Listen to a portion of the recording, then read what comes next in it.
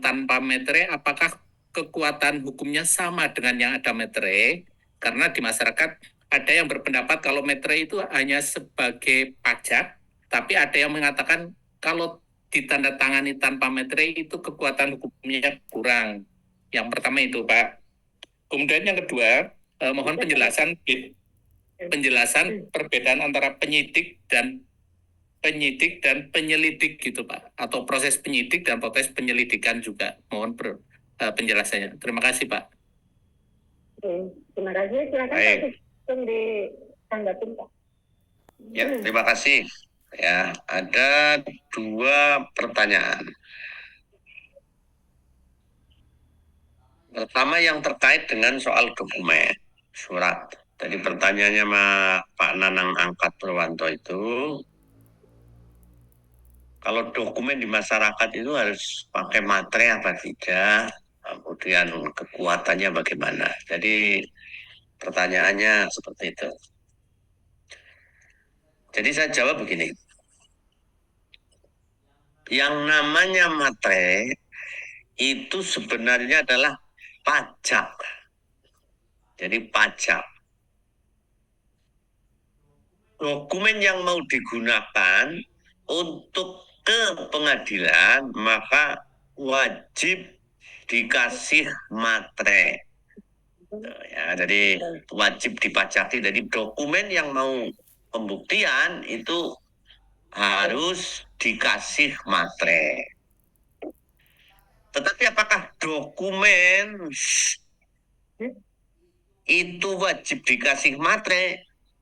Ya tidak juga. Umpamanya ada juga suatu perjanjian di situ tanpa materai. Boleh apa enggak? Ya boleh saja sepanjang para pihak itu mengakui bahwa iya betul itu saya yang bikin. Lawannya juga betul saya juga yang bikin. Itu sah sebagai bukti. Tetapi ketika mau digunakan itu kan difotokopi itu. Nah fotokopinya dikasih materai. Tapi kalau yang aslinya dikasih materai, ya bagus juga. Ini sekaligus untuk menambahi pemasukan negara, tetapi bukan menjadi itu kuat apa tidak kuat, itu tidak seperti itu. Nah dalam soal surat itu kan ada surat otentik, surat di bawah tangan. Surat otentik itu apa? Surat otentik itu adalah surat yang dibikin oleh pejabat resmi. Contohnya apa? Akta perjanjian yang dibikin oleh notaris, ijazah, itu kemudian keputusan pengadilan. Itu namanya akta otentik. Tapi ada juga akta di bawah tangan atau surat-surat biasa. Contohnya apa? Contohnya kwitansi perjanjian yang dibikin di bawah tangan. Artinya di bawah tangan itu ya dibikin antara saudara dengan lawan bisnis saudara. Tapi bukan dibikin ke notaris, bukan. Cuman dibikin sendiri. Gitu. Itu namanya akta di bawah tangan. Kekuatan pembuktiannya yaitu apa? Ya manakala masing-masing pihak mengakui. Tapi kalau satu pihak tidak mengakui, nah ini yang perlu pembuktian lanjutan. Berbeda dengan akta otentik. Kalau akta otentik udah jelas, itu sepanjang dibuktikan, tidak dibuktikan sebaliknya, ya itu harus dianggap mempunyai kekuatan hukum. Nah kalau dari segi kekuatan, itu kuat mana antara akta otentik dengan akta di bawah tangan?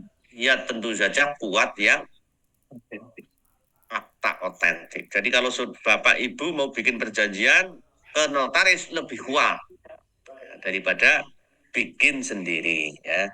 Jadi sudah jelas. Tapi kalau terkait dengan materai itu memang betul hanya sekedar adalah pajak saja.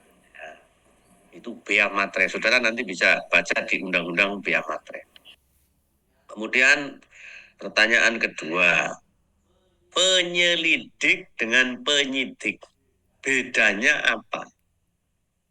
Penyelidik itu adalah pejabat yang dalam hal ini polisian yang tugasnya untuk melakukan serangkaian mengumpulkan bukti-bukti atau informasi-informasi untuk menentukan apakah ada peristiwa tindak pidana apa tidak. Itu namanya penyelidikan.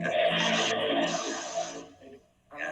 Jadi umpamanya ada pengaduan masuk, ada laporan masuk, maka polisi langsung melakukan serangkaian tindakan. Contohnya apa? Contohnya melakukan wawancara dengan saksi pelapor. Saksi pelapor ditanya, ceritanya bagaimana? Ini. Oke. Buktinya apa, Pak? Saudara punya bukti enggak? Coba bukti awalnya. Bukti awalnya ini. Terus ada saksi lain lagi enggak? Oh, saksi lain ada. Nah, dari situ polisi kan sudah mengumpulkan, dalam hal ini penyelidik itu sudah mengumpulkan alat-alat bukti. Minimal ada 2 alat bukti. Ya, bisa bukti surat, bisa bukti kesaksian, kemudian barang bukti. Kalau dulu barang bukti tidak masuk alat bukti, sekarang menurut KUHP yang baru itu juga alat bukti. Nah, dari 2 alat bukti itu nanti dilakukan gelar perkara di kepolisian sendiri, penyelidik sendiri. Di situ nanti akan dilakukan debat, dilakukan presentasi. Oh, kalau kayak gitu ini sudah jelas ini ada tindak pidana ini.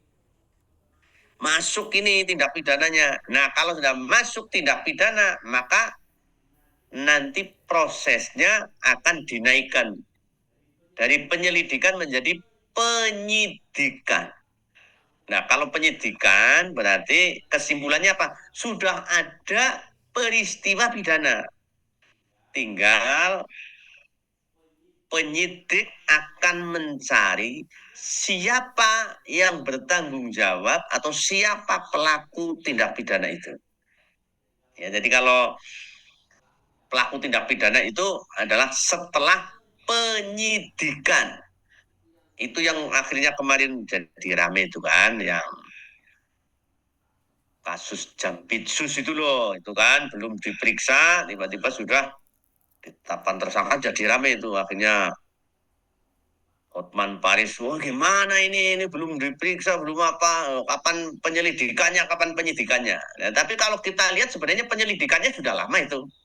Kalau kita perhatikan, karena saudara kalau kalau ngikuti kan sejak 2 tahun yang lalu kan sudah ada peristiwa penguntitan itu kan sebenarnya dalam rangka penyelidikan itu ya. Ya, tetap cuman kita nanti lihatlah perkembangannya. Tapi ini hanya sekedar untuk contoh saja supaya memudahkan mengilustrasikan. Jadi kalau penyidikan, jadi penyelidik sudah melakukan gelar, kemudian menyimpulkan bahwa cukup bukti bahwa ini ada tindak pidana sehingga naik sidik. Begitu naik penyidikan akan mencari siapa yang bertanggung jawab. Berarti pelaku utamanya, pelaku pembantu, atau yang bekerja sama. Itu seperti itu Pak Nanang penjelasan singkat saya. Terima kasih Pak Sugeng. Mohon maaf ada satu lagi bisa Pak? Silakan Pak.